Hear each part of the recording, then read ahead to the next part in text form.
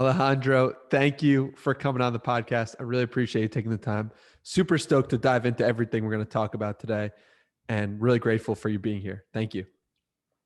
Danny, thanks for having me. It's been an honor to see you and your show. We just take it to the next level and grateful to be here. So happy to hear that. And let's start it off with, I don't want to bury the lead here because you have a tweet that that needs some explaining from my end, if you can. And it's a very, very, very special thank you to Gary Vee and Phil Toronto. You guys are making dreams come true. Thank you. What exactly does this mean? I'll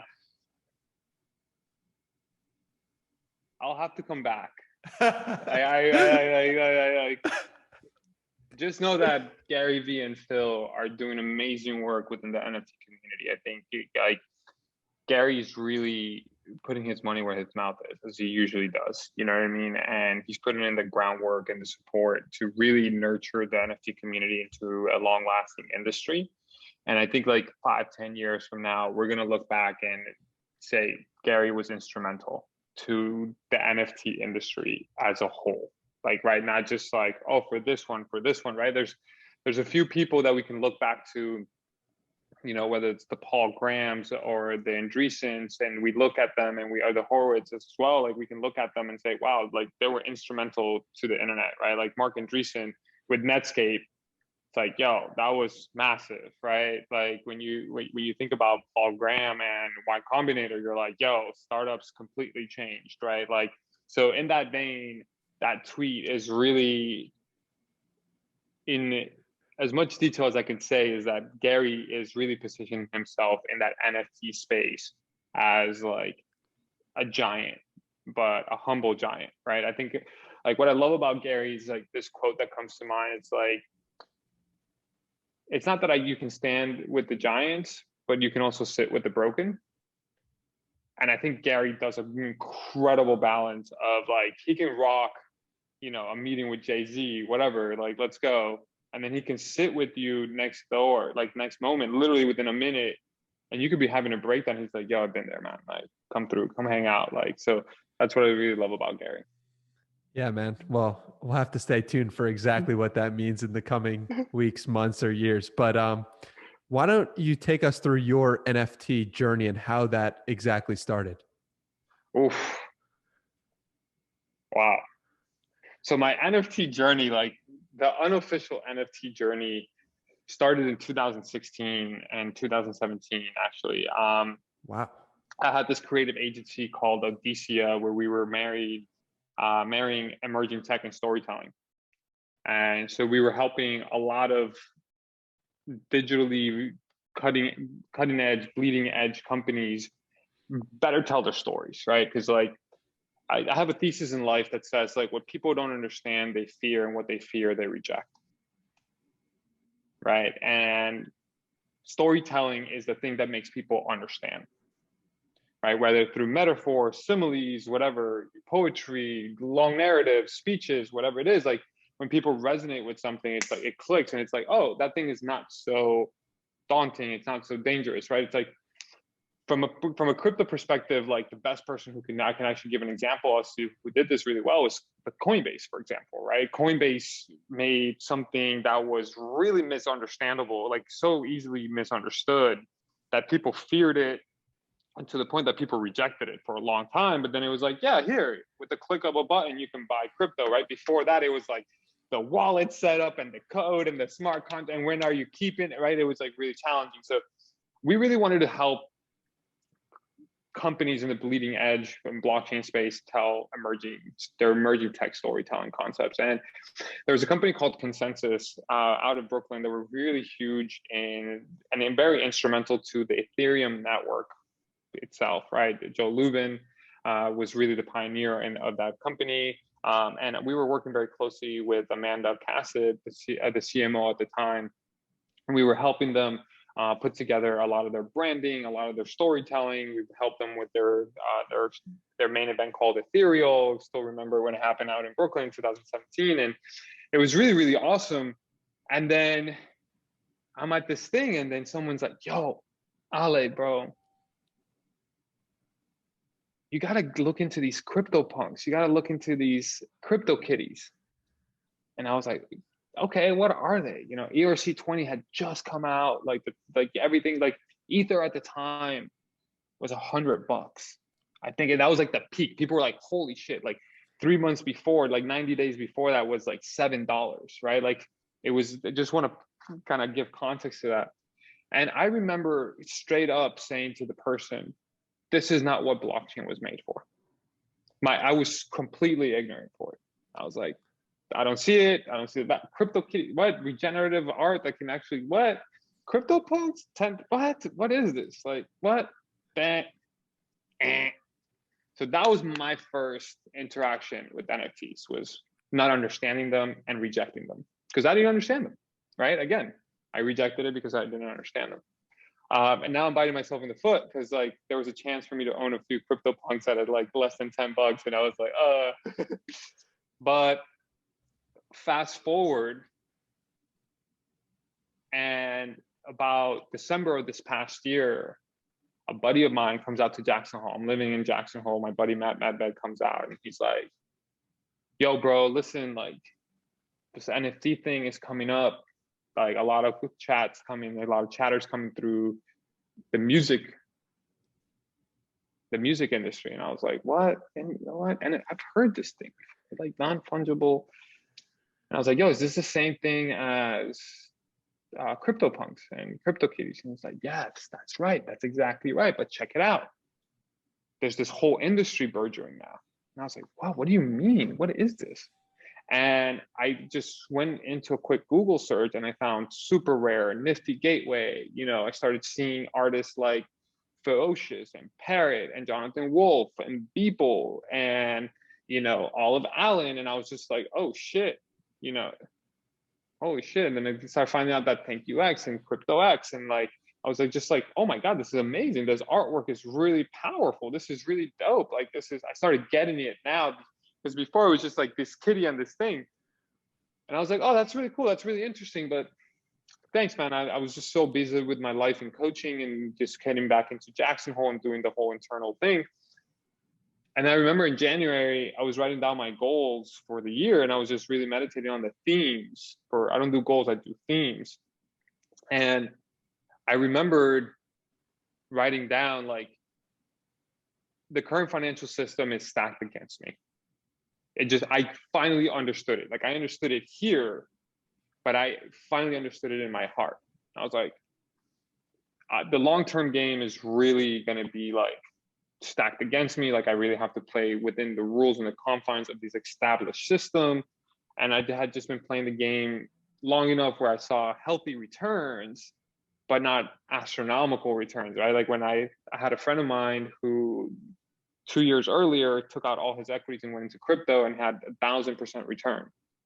While as I had less than 30%. And I was just like, yo, like my boy retired, like semi-retired, you know, like he was like living a good life. And so I was like, you know what? I'm going to get back into crypto and I'm going to do it back like the way I did it. Like I bought my first Bitcoin in 2014, bought Ether in 2016. So I've seen the cycles. I saw the 2017 crash, seen the ICOs and things of that nature. But for one reason or another, this is a story we can get into another day, but I decided to sell everything in 2017, December 2017, and I decided to take 18 months off to really just focus on myself, which was really great. But fast forward, I was like, you know what? New money needs new systems. I'm going to get fully into crypto back again. So I started picking up the phone call and I went to the OGs who are still participating. And I reached out to my boy, Jesse Gershak, who, shout out to him, follow him on Twitter. I call him the Crypto Sherpa, because he just has this way of bringing people into the world. He's actually the first person to introduce me to Ether. He was at a party. He's like, yo, you should buy this, man.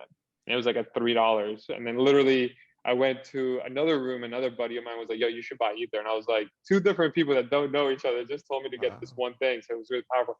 So I hit him up and I was like, yo, I want to get back into crypto. Would love your guidance. Like, where should I navigate? What should I look into? What should I be doing? And he's like, yo, if you specifically, like you, Ale, want to succeed in crypto, look into NFTs. Like you have the bread and butter with media, you have the bread and butter with coaching, you have the bread and butter with like your organization of companies and things of that nature. And this space is a lot more moldable and a lot more Wild West than DeFi or social tokens or anything else. And I was like, yo, you know what? I heard that term before, NFTs, what's going on? And so I come back, and in Jackson Hole, my roommate at the time, I come back and he has NBA Top Shot open. And mind you, this guy is as far away as crypto as possible. He's into culture, like hands into culture, but crypto like dabbling, right? Not like a crypto head or anything. And I was like, yo, what are you doing? What are you up to, man? And he's like, yo, NBA trading cards on the internet, bro. Like, this is the next wave. These are things called NFTs. And I was just like, wait, my buddy in December told me NFTs. My buddy who is guiding me through my journey back into crypto is like NFTs.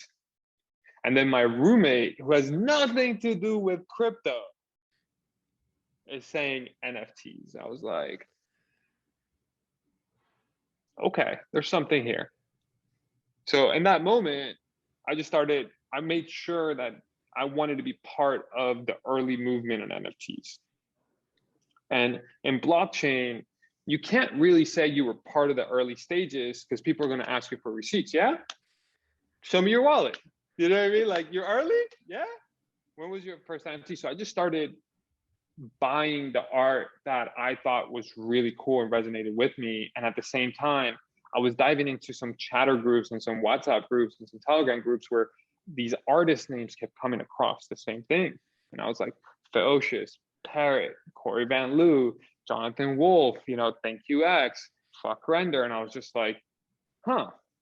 And mind you, at the time, these pieces were like $500, $2,000. They weren't to the point they are today, right? We're talking about, this is end of January, beginning of February. This isn't even like a year ago. This is like, so I'm picking up these 6 months ago, right? Like, I'm picking up these pieces and I'm diving into the crypto world and the NFT Twitter, and the community is fucking amazing.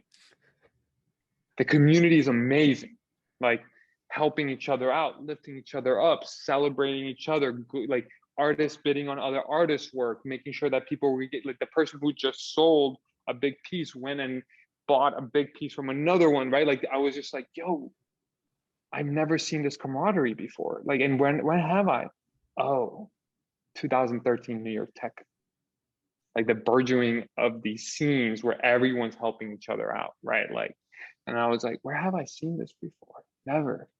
Where have I seen this? Like, let me help you. Let me, like, hey, read this, read that, right? Like, I remember listening to Origin Stories, a podcast by Roger Dickerman and Parrot. And that just gives you the lowdown if you want to like really go in. That podcast was really instrumental to the historical concepts of what we were going on. And so I want to tell you that I wish I could say that I chose NFTs, but really NFTs chose me. I just got sucked into this wonderful world of creativity, business, wealth transfer, community, diving deeper. And in that vein, within a matter of a week, my roommate in Jackson and the guy who visited me in Jackson, we started a company. We turned a friend's NFT media, like NFT Instagram, into a media company. We're like, yo, we've seen this roadmap. We've seen it again. Like, when you can just start recognizing signals, it's like, yep, let's go. Pop, pop, pop, pop, pop, pop, pop. We identified the things and we started moving quickly. And so that's where we stood up NFT Now. And that's been my introduction to NFTs. And it's been one of those things that, Danny, I'll tell you, I think this is the first time I've actually publicly have said this out loud, other than to my wife. There was about a week or two that there was a lot of internal tension for me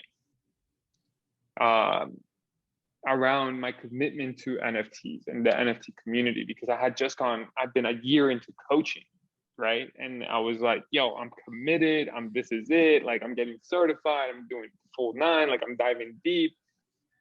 And then this thing shows up. And my wife, I speak to her, I'm like, honey, there's this tension, I don't know if it's going to be fair for the guys, if I'm not fully in, if I'm not this, it's like, but things are just happening so flowy. Like I'm not going to get in the way of the flow. You know, Naval has this quote. He says like, the flow is always there. We just get in the way, you know? So I was like, you know what? I'm just going to go with the flow. But at the same time, I want to honor my coaching. I want to honor my clients. I want to honor my purpose in life. And my wife was like, hey, those two can coexist. They can live together, and you could be an amazing. What you're bringing from coaching, you can bring it to NFT now. What you're doing in NFT now, you can bring it into your coaching, and it's a nice blend. And let me remind you of something. She said this to me a year ago, at the beginning of the pandemic. You were asking the following question: what does the future of a media company look like, where it's not dependent on the traditional Web2 models? I literally had that question, and I was, for the first month of quarantine, I was interviewing people in media, but nobody really knew anything. So I dropped it, and I was like, I'm just going to go into coaching because I really felt more called to that. And she's like, you see, like what you're asking, you're such a powerful manifestor. You asked the question a year ago, and you never closed that question. You still kept the notepad up. Wow. You never took it down. Here's your answer. It's crazy because I don't want to get too off track, but it seems like you and your wife are so in sync. And I think about the story of the marijuana, and maybe you could tell that story here to demonstrate how in sync you and your wife seem to be. And if you tell that story, I'd love for you to answer the question also of like how you've managed to find a partner that you're so in sync with. Thank you, Danny. Yeah, dude. I just want to go out there and just say this: like, I substance abuse is a very real thing, and you know, if you have any issues or anything along those lines, you're not alone. Like, it happens to the best of us, man. And I just want to, before I go into that story, but yeah, so I had just burnt out. I had just had this incredibly challenging past year. 2019, for me, was really the highs of the highs and the lows of the lows, and I wasn't managing it well. So I had finally quit my job. I burnt out. I have my story on my blog. You guys can read it. I don't want to bore you with too many other details, but after that, I literally quit 2 days before the pandemic, and I didn't have anything lined up. I just chose my mental health and my priorities before anything else. And I knew that God was going to allow me to just really find out. And in that moment, I found out that I was really overwhelmed, and my body was starting to really need to rest. But in that overwhelm, I was also numbing. So I was smoking. I was like, you know what? Let me smoke a bowl. And I was like, oh yeah, oof, nerves are down, right? And then a bowl became a joint became two became three. And I think the first 2 weeks of March, I was a functional pothead. Yeah, I was still closing deals. I was still doing the thing. I was still doing the consulting. I was making sure everything was being delivered. But I was smoking a joint, waking up, smoking, pre-lunch, smoking, post-lunch, smoking, right? Just like, and then one day, this was like a 2-week period. One day, right before, I don't know if you ever had this feeling where you are awake but not waking up. Like you're still in your bed, your eyes are closed, but you're conscious and you're aware. You're like, okay, I get to live another day. Cool. Like, let me go about it. And in that moment, my whole world just went black. And then there was this light, this white blue light that came, just stood up in front of me in Spanish. This is kind of like the transformation aspect. In Spanish, the light said to me exactly, I'll never forget these words: Alejandro, you need to feel this pain. You're not going to suffer, I promise you, but you got to stop numbing this. You need to feel this.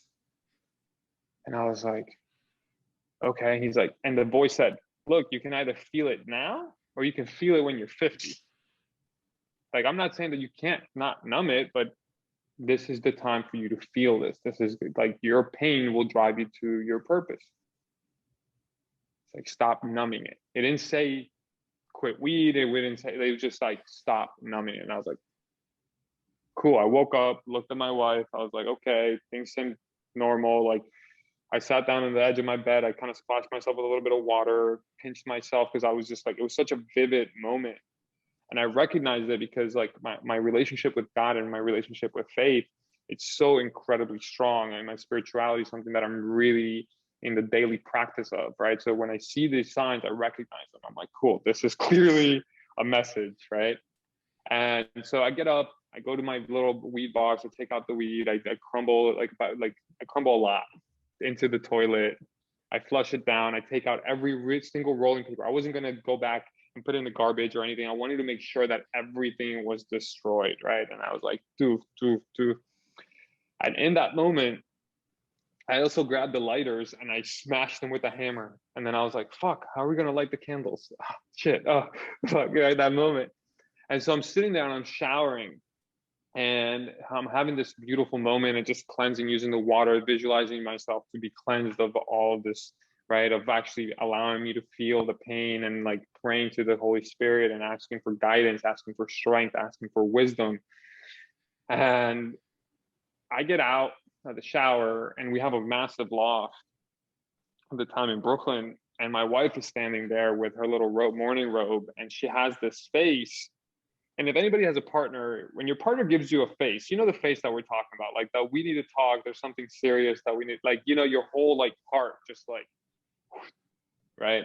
And I started like, wait, there's nothing I need to be afraid of. There's nothing scary. This is my wife. Like, I haven't done anything wrong. Like, you know what I mean? Like, it's cool. She has the password to my phone. Like, whatever is on there, we can talk about it, right? And she's like, honey, we need to chat. And I was just like, okay, babe, what's going on? She's like, hey, like I'm here to be a mirror. Like I made that vow to you. And I just want you to know that I'm from a very loving place. Your smoking's become a problem. And I just burst out laughing.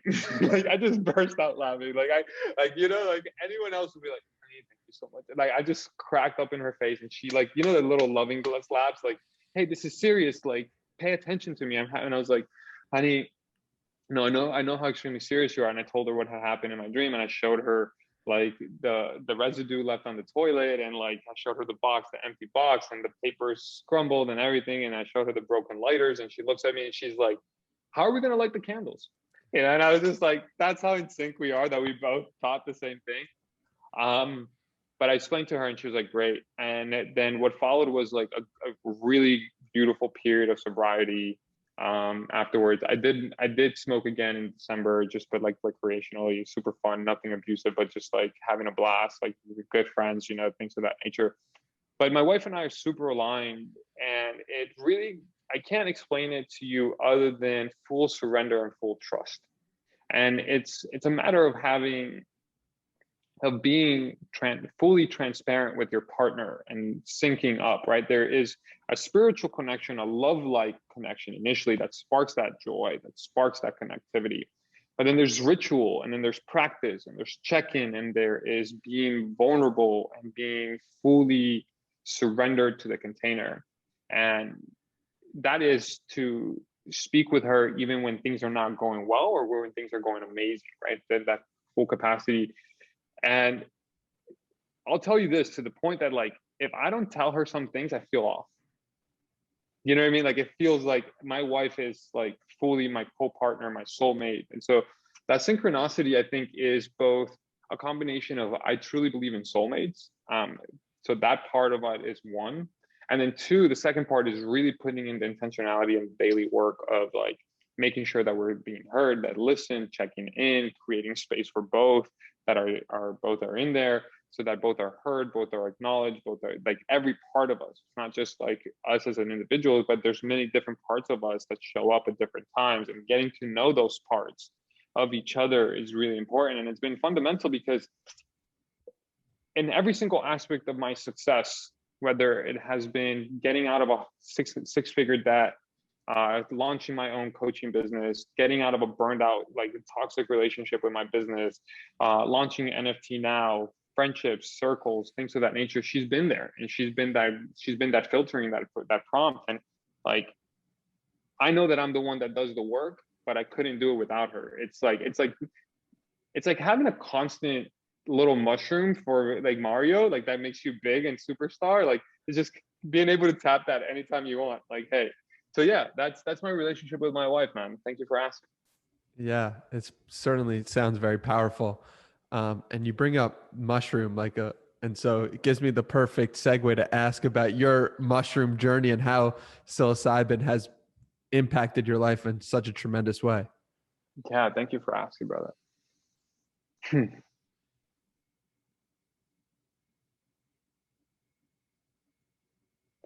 I'm taking pause here just because, like, I want to do this justice. Because whatever I'm about to say is an understatement completely. And I just want to say that this is not medical advice. Like, I want to make sure that it's also like, this is not medical advice. I'm not a doctor. I don't even play doctor. Like, please do your own research. Like, I just want to clear my name on that before I go in forward. And I've been told to say those things. So, um, fungi, the kingdom of fungi is the most powerful kingdom that we don't know much about. It's bigger than Plantia, it's bigger than Animalia, it's bigger than any other kingdom that we know of. And it's one of the smartest species that we have on this planet. And it resembles a lot of human traits, right? They breathe oxygen, they digest the enzymes just on the external. They have a beautiful life cycle similar to humans. Their whole purpose is to reproduce, and they have really great enzymes and nutrition and psychoactive ingredients.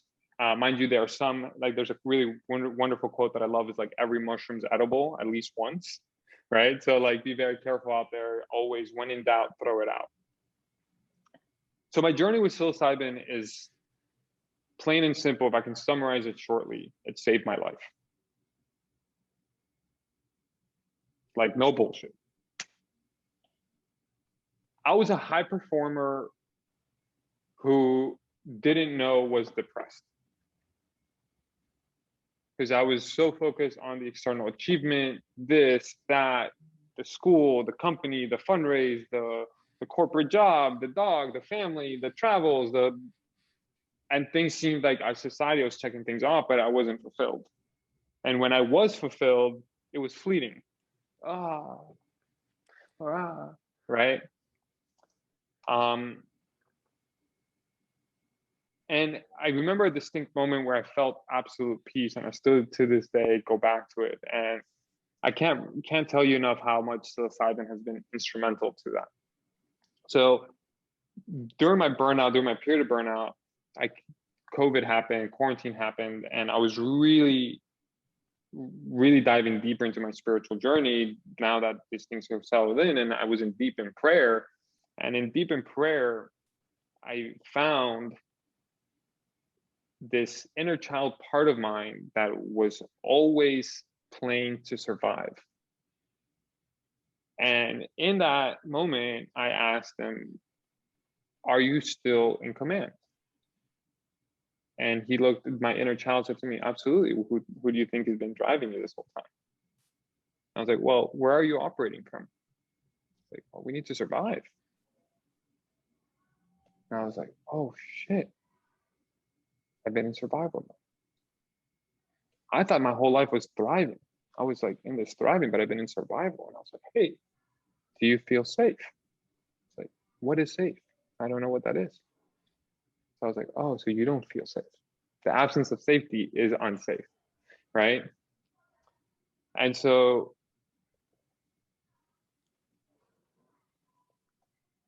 I still get teary-eyed for this. And like,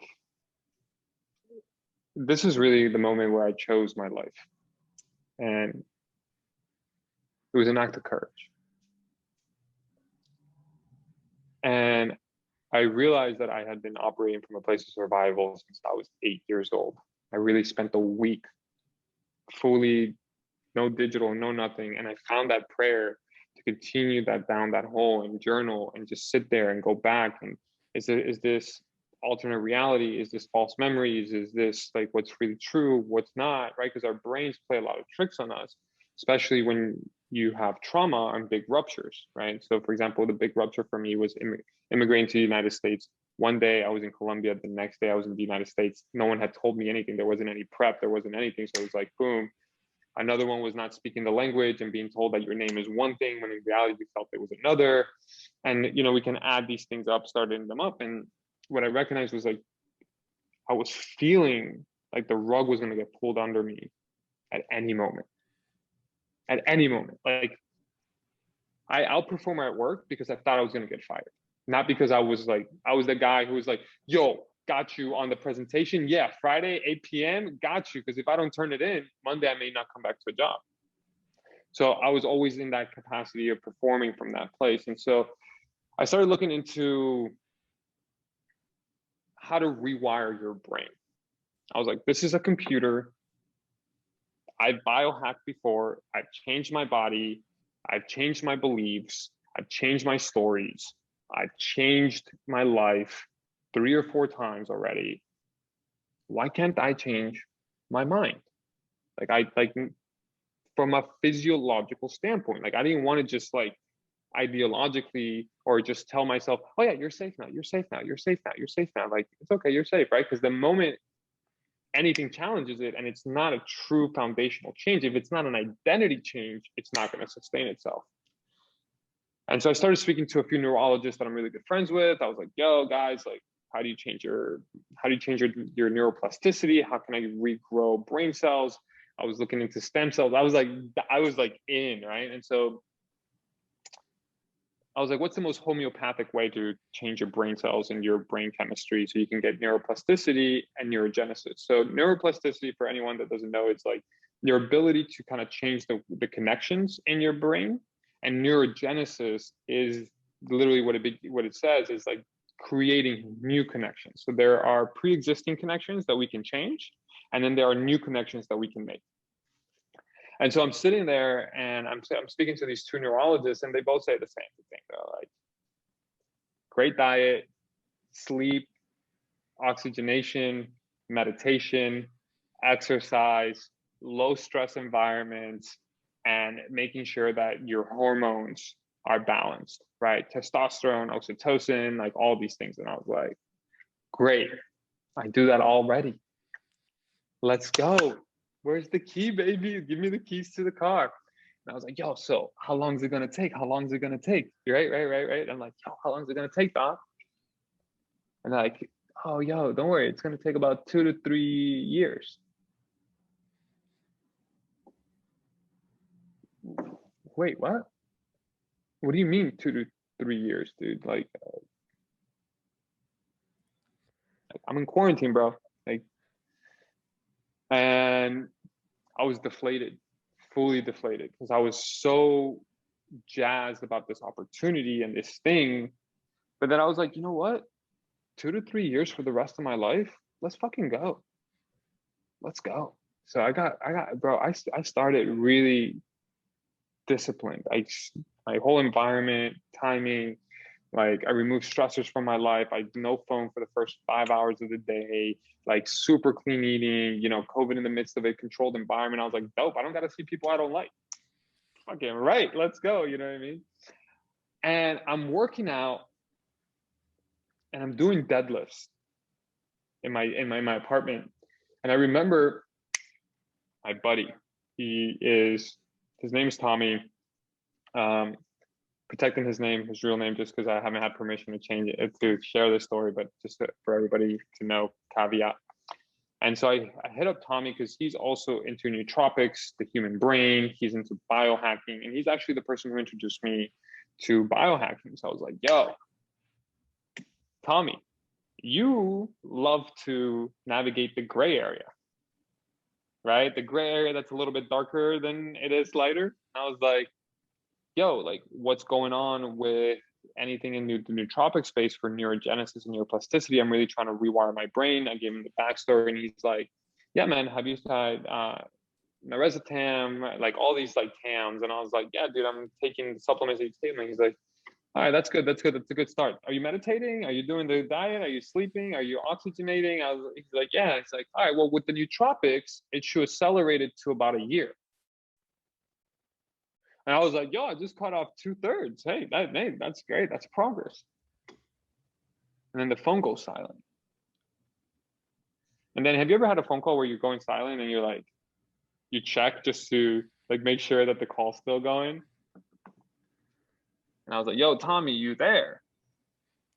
And he's like, yeah, man, I'm debating whether to let you know about this or not, just because like it's really, there's no real studies been performed on this. And you know me, I like to give you scientifically based stuff. And I was like, bro, just shoot. At this point, just shoot, man. He's like, well, I trust you, man, because I know you're very intentional around psychedelics. I know you're very intentional in your practices. Like, I know that you don't really do this just to like get off or whatever, but there's this new concept called microdosing. And it was introduced by Fadiman, but really it's been popularized by Paul Stamets. And he's like, look into the Paul Stamets stack. And his phone hangs up.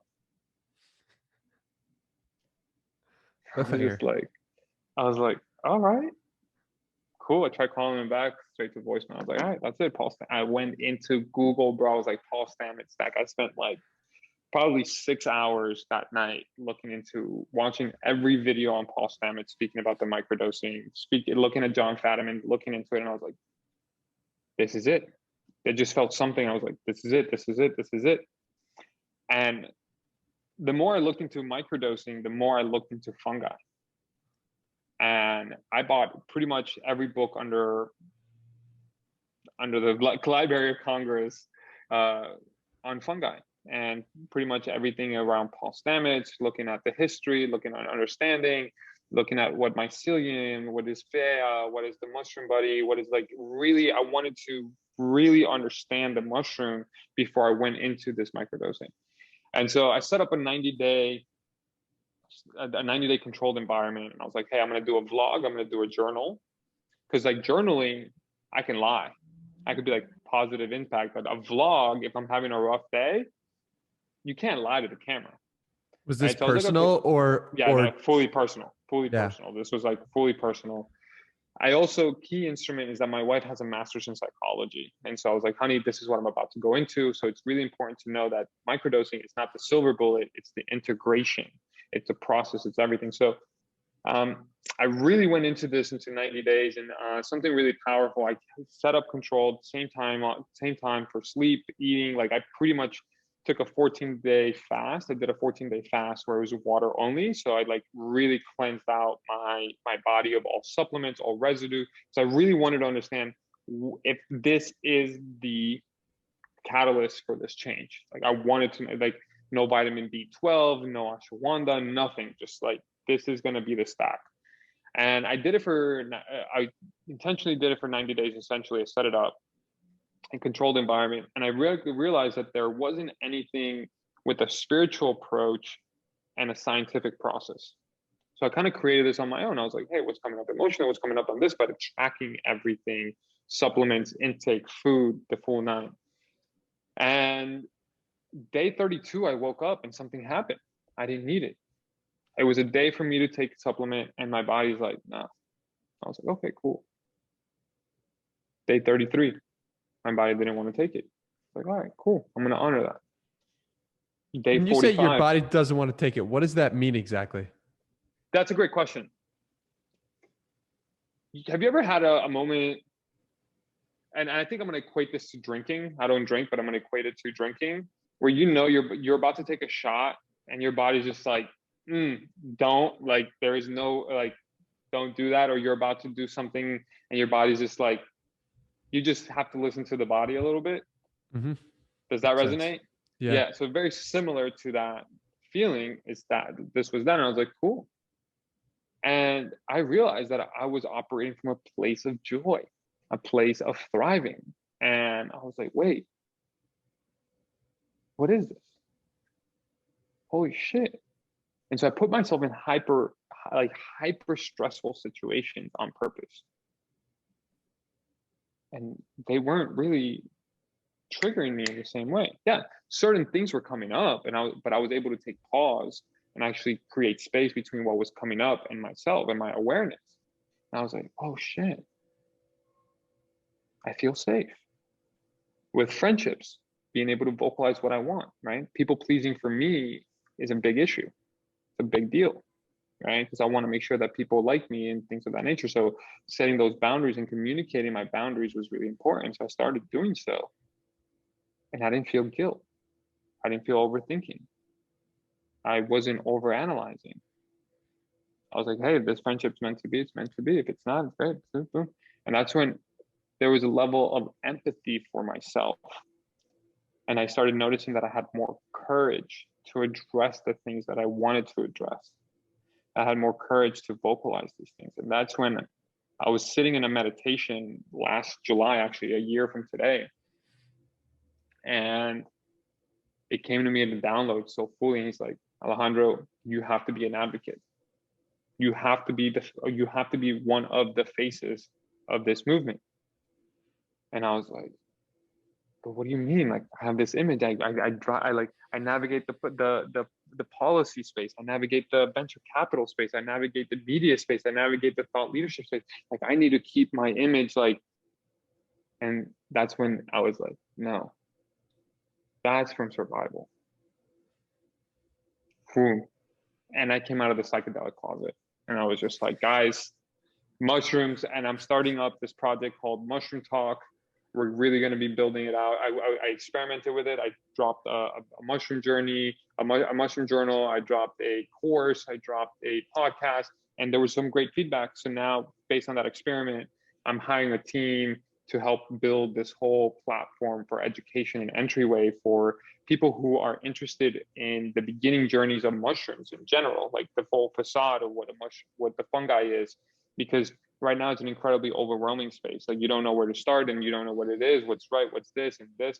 But I'm incredibly fascinated by microdosing more than the big dosages, right? We always talk about these hero journeys. We see the science, the John Hopkins, end of life, like reducing.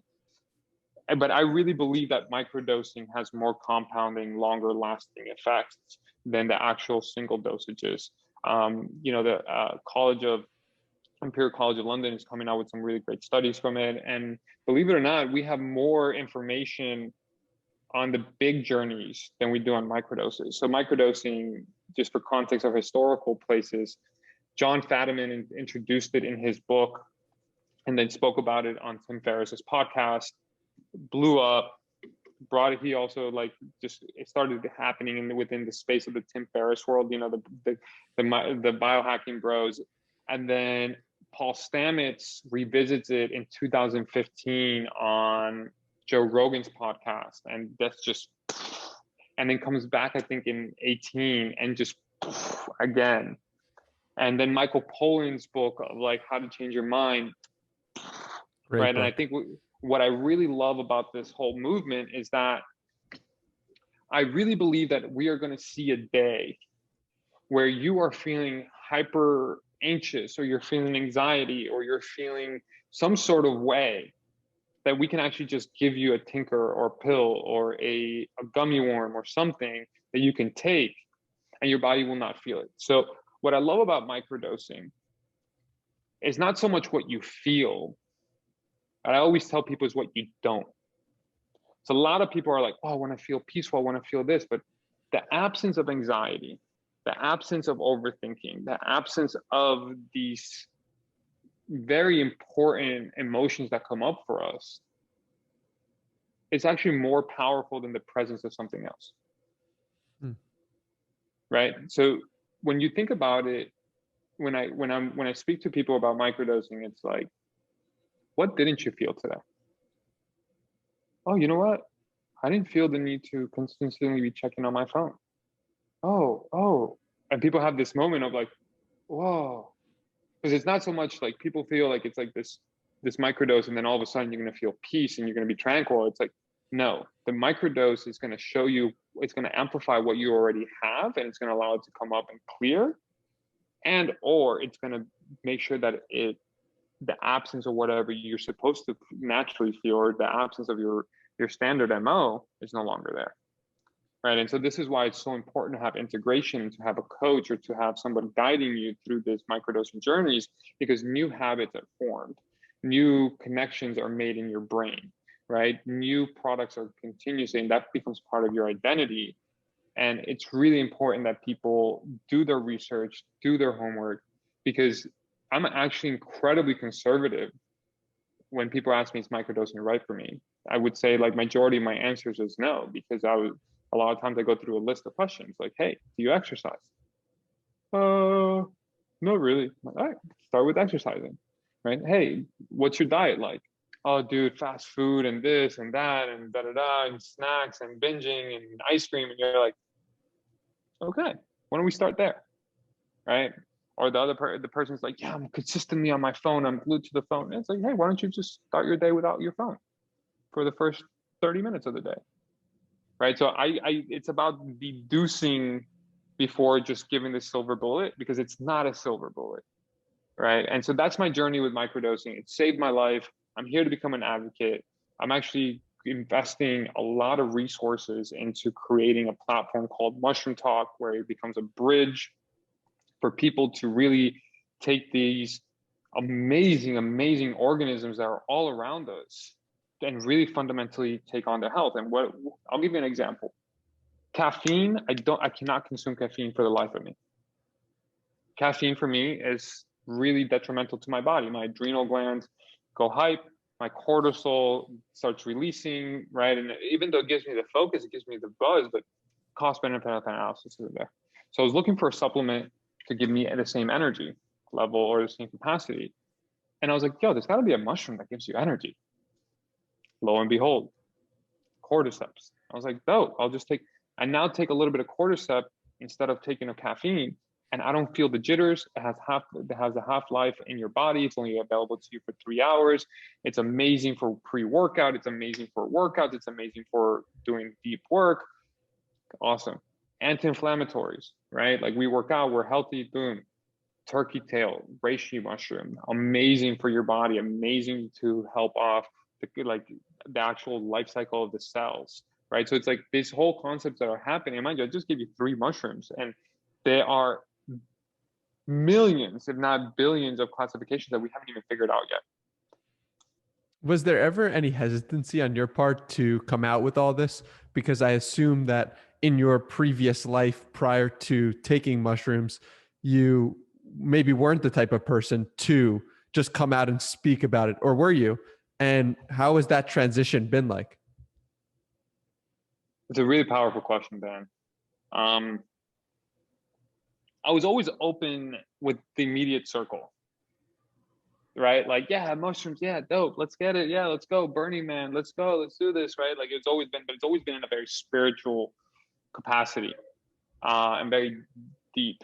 So was I open about it? I was shady about it, like depending on who the audience was, like like vibe checking. Oh yeah, it's cool to say, but now I'm the person who creates the vibe. Oh hey, yeah, like I microdose, yeah, yeah, I do mushrooms, yes, I'm also the mushroom guy. Like I literally adopted the little mushroom emoji as my signature across everything, and it's like, yeah, I want to be known for that, and I take honor in knowing that this medicine has chosen me as a vehicle to be able to proclaim what it is, because like our society has this picture that people who take mushrooms are Rastafarians. Nothing wrong with that, but like have the dreads and dropped out and super cool with this and this. But when I show up and I'm this clean cut guy who has had successes, who's eloquent, who is able to put things together, be there for people, and I'm like, yeah, I take mushrooms. Oh, wait, what? Oh, really? Tell me more, right? People become curious versus judgmental.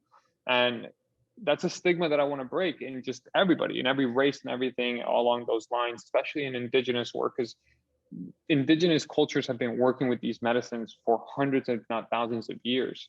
We, as a Western culture, have only had roughly like 50 years with it, and we've whitewashed it, and we've like suppressed it. And really, the practices here is to really showcase that this is not about us; it's really about the medicine.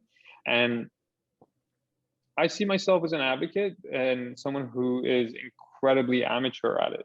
Like I don't know enough, brother. I don't know diddly squat. So everything that I tell you is just like the surface level of the surface level. How do you reconcile that when people will come to you for advice, but you are just getting into this yourself as Mhm. someone who's taken it for the first time recently or experimented recently? Yeah, that's a great question. I think just being transparent with people is really it's really important. Um, Again, the caveat that I said even in before our conversation, hey, I'm not a doctor, nor do I play one, nor do I want to. Like, here, this is what's worked for me. Here's my journey in the open. Here's the tools that I could come up with. Here's some conversations and some dialogue so that you can actually make your own research or make up your own mind. Um, I just see it as a responsibility, man. I think there is a responsibility to be of service, of guidance, right? I've never provided anybody with the substance, but I've also have never turned down someone who's reached out for help, right? Like, hey, I'm about to do this journey. I'm about to do this, right? I'm like, have you considered set setting? Have you thought about integration? Have you spoken to your immediate family? Have you let people know that you're about to go on this journey just in case there are changes, right? Have you spoken to your doctor, your psychiatrist? Like, there's a lot of consideration that goes into before I even begin to share or guide or recommend, because it's a big responsibility, because you're not this is something that actually fundamentally affects your psyche, and there is a lot of responsibility behind that. As a coach, you take that oath to always empower the individual, not to solve the problems, because it's not about you, right? So I take that approach here. It's not about me. This is the person who's making a choice. Great. So I ask very exploratory questions.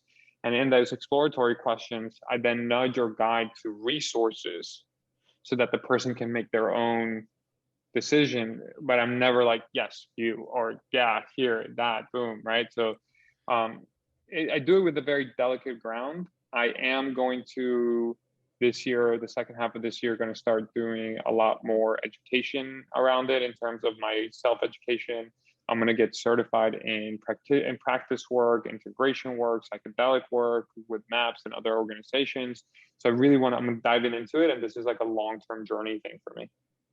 So let's say someone wants to start taking psychedelics for the first time or go on that journey. What are you telling them? How are you advising them? I know you mentioned it briefly before, but I'd love for you to have that conversation with someone listening if you could. Yeah, it's very interesting. It's like, I think the first question is like, what's the interest?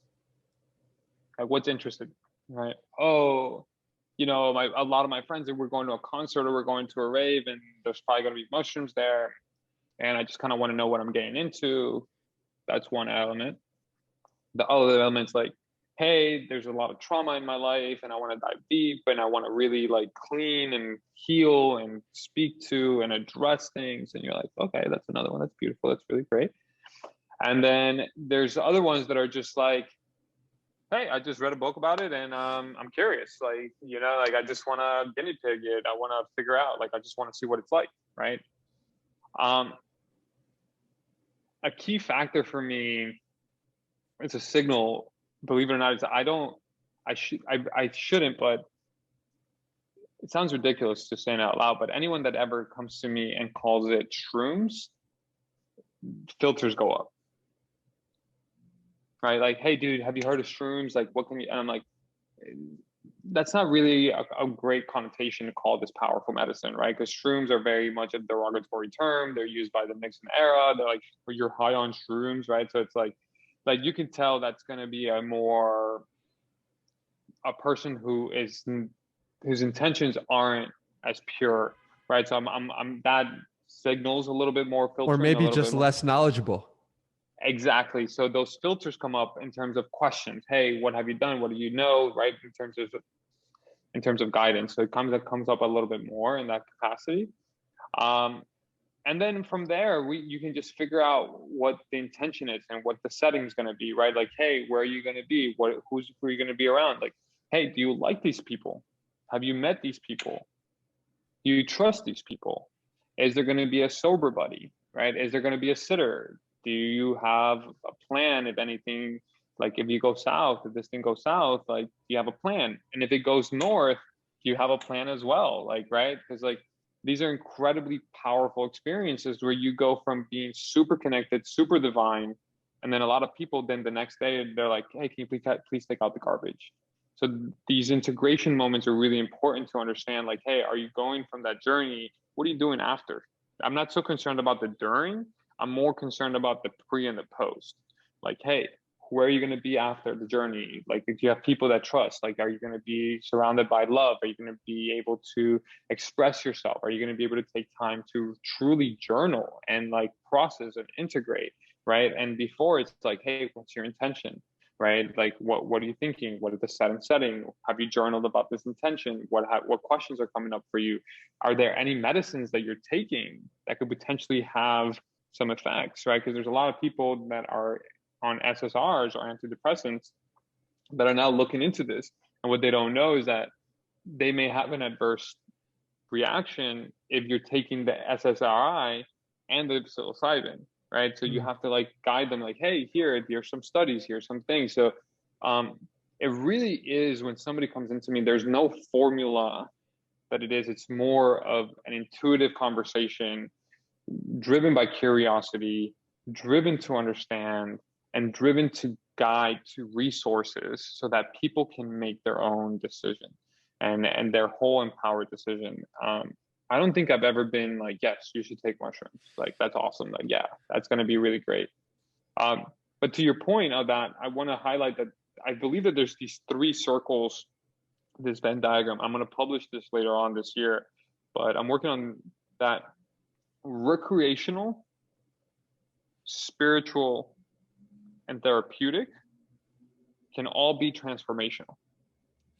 So when people talk about, oh, I was at this rave and like I was on mushrooms and I was dancing and I felt it and I felt this calling and I had this signal or this incredible download, that is as powerful as if somebody's like, hey, I was in this temple by myself for 7 days, no sign, nothing, and the last day I took a journey and I saw this amazing thing. Or someone who's on their deathbed who makes peace with like a therapeutic concept, that's still transformational, right? So I've learned through my teachers this past year that fun is also an intention, that fun is also transformational. So whereas before I would be in the judgment camp, to be honest, 12, 18 months ago, I would judge people who would go to a festival and take mushrooms. So I'd be like, yo, that's such a spiritual drug. Like, why are they doing it? But spiritual experiences are different for everybody. So those are the three buckets that I always say: recreational, spiritual, and therapeutic. They all have one thing in common: they can be transformational. I love that framework. It's really powerful. And, you mentioned all those. You mentioned it like taking a big dose or those were all seemed like in the context of taking one dose as opposed to microdosing. Would you recommend someone start with microdosing or recommend with one dose? Does it matter? Do you have any thought on that? It's on a case-by-case basis. I can't really say like, hey guys, go try microdosing, try this or try that, right? Like, no. What has worked for me, just like what was really powerful for me, was that my first experience was a big dose. And that was really beautiful. It was back in 2014, and I had an incredibly beautiful experience that allowed me to really respect it and to really understand it enough that I didn't understand it. Like, hey, this is not something to be taken every day. This is not something, right? And so at microdosing, I'll put it this way: I haven't microdosed in like months, so it's not something that I do every day, right? This is something that I actually set an intention, I set a protocol, I set like the timing, I make sure that it's taken care of. But really, it's what the person's being called for. I can't say that it's anything for one or the other. Nature provides. So if what I can say is that you can't turn the music down. So start small. Right? Like, always start with small dosages. I always tell people like, hey, if you're going to do something, if you want to have a 5 journey, you can always take more. You can't always turn the music down. Right? So it's like, hey, turn the music up to a level that you feel comfortable with. And from there, move forward. Have you had any experiences where you took too much? And if so, what was that like? Um, no, I don't. I'm incredibly responsible when it comes to dosing. Like I actually measure things down to like the tenth of a gram, a hundredth of a gram. Like I'm in, like weight, body balance. I'm incredibly respectful of the dosages. And I really do navigate that space. I had challenging experiences on them? Yeah. But we get the journey that we need, not the one we want, right? And so it's how we respond to that. No one ever has a bad trip. The trip is always going to be in your benefit. It's how you respond to that trip, right? So what I always let myself know, and this is something I share with my friends, is come back to the breath. No matter what happens, just come back to the breath. Deep breaths, right? Let the body feel safe. The body then will override whatever's happening and just surrender to that moment. Just surrender to that, right? Because like the more you resist, the more it persists. So that's anything in life, right? The more you resist it, it'll persist. So it's just about surrendering to those moments, um, and really being responsible to understand what your body's capable of is beyond what it is. Mind you, there is a dark side of psychedelics that I do have to talk about. It's not always rainbows and butterflies. There are people who have psychotic breakdowns. There are people who take a while to come back. And we're talking about, this is more on the heavier side of things, like the peyotes, ayahuasca situations, and things of that nature. But I've never heard of anyone having a mushroom journey that they didn't come back from stronger. And so, like, there are journeys that are not pleasant, but that's not to say that they aren't for you, right? What I would say is have a sitter, have sober, like a sober buddy, have somebody who's taking care of you, like be in a space, right? Like if you want to do hero or superhero dosages, which are like high in grams and things of that nature, do it under a controlled environment with somebody who's there, who knows how to babysit, somebody who knows how to integrate, to ask you the right questions, someone who's going to be there to support you and not influence you. Because there's a big difference between the shamans who want to guide you versus like someone who's been clinically and spiritually trained to allow you to go through that journey on your own. Because it's about the hero's journey, believe it or not. Like you have, like, you're actually fast tracking. I call this the nitrous oxide. Fast and Furious, you got the NOS, bro. Like this is the nitrous oxide of solving these issues or these aspects in a more natural, healthy, sustainable way. What similarities do you find between mushrooms and NFTs? Whew, so many, dude. Like I actually have been like trying to marry the two for a little bit, and I'm actually going to start an NFT project so that we can actually give back to indigenous communities. And I'm thinking about that as to how to bring that together. But one, network effects are really powerful. So mycelium it's called the Internet of the Woods, World Wide Web. And NFTs are very similar, as they have their own complexities and they have their own networks. So I would call that very, very powerful and interconnected. In a way, they're self-healing, right? They can both regulate bacteria or bad happenings or bad actors in a healthy way, that it's like self-contained, self-sustainable, that can actually regenerate. They both fruit. They both have fruits of labor. You know what I mean? They both have these incredible fruits. They're both incredibly beneficial for humans if done correctly, and are engaged correctly. And I really believe that you're going to see a lot of the NFT world really embrace the psilocybin movement altogether in general, right? And these are individuals who are at the forefront of cutting edge technology or bleeding edge technology, and these are individuals who also biohack, who also want to experiment with different things. And so this is actually a very exploratory community that's very open to creation, experimentation, collaboration, partnership, right? And when you see those elements, they're very similar to fungi, right?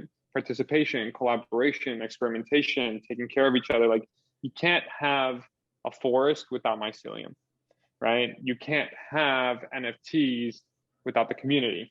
right? You can't have mushrooms without a little bit of rain, right? Like mushroom fruiting is actually a survival response to adverse challenges. Same thing here, right? Like creating new work, creating new things come from adverse challenges or new conditions that can present itself. But what I really love is that NFTs and fungi, the biggest similarity is that they're both here to stay. It's going to be impossible. It's going to be impossible to take them out of the conversation of what our day-to-day dialogue will be like in the next 5 years. And it certainly seems like you will be playing a key role in that dialogue. Before we wrap things up here, I would love to ask for some final pieces of parting wisdom you would have for someone pursuing the highest version of themselves, whether that's physically, spiritually, mentally, whatever it may be.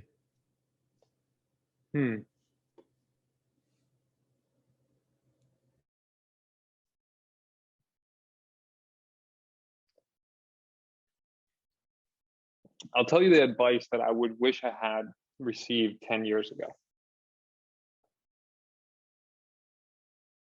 Understand the matters of the heart.